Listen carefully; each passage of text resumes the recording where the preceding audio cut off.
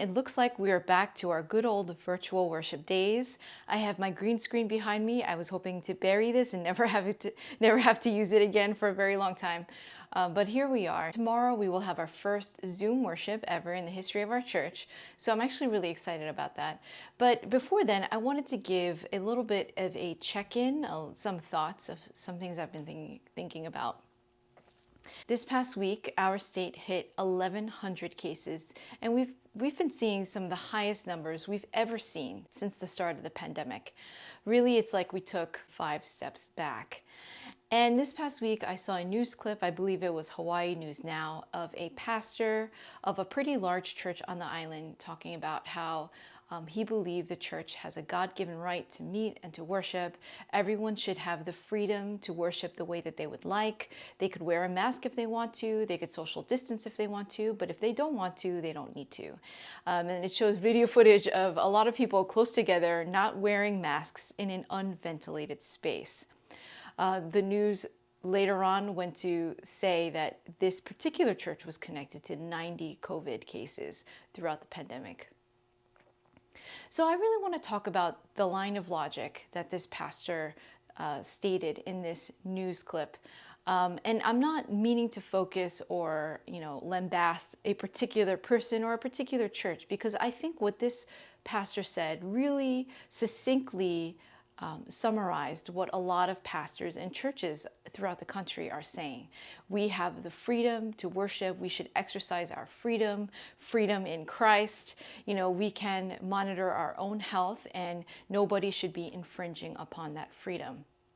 Well, I want to talk about how this line of logic really doesn't hold up in the situation that we find ourselves in.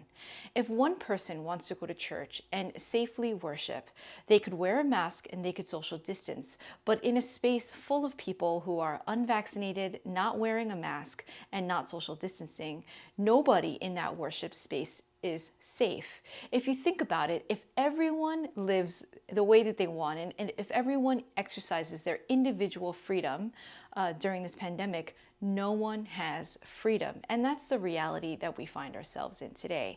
Nobody is able to do what they want. Nobody is able to have complete freedom without infringing on everyone else's freedom.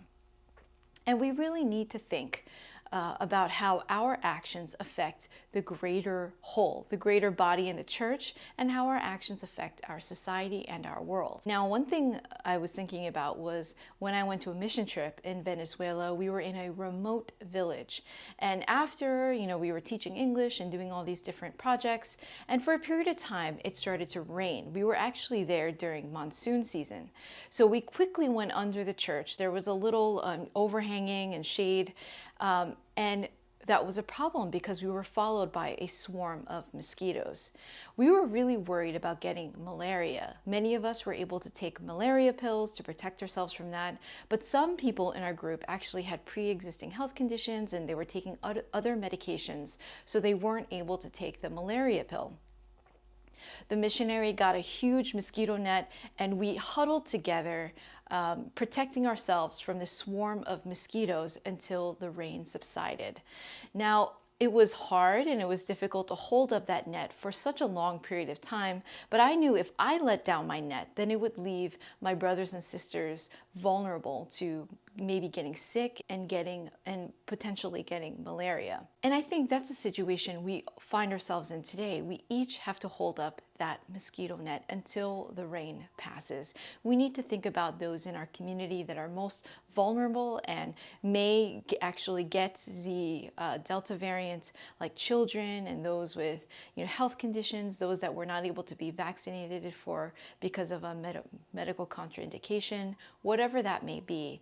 We need to think about how our actions affect the greater whole.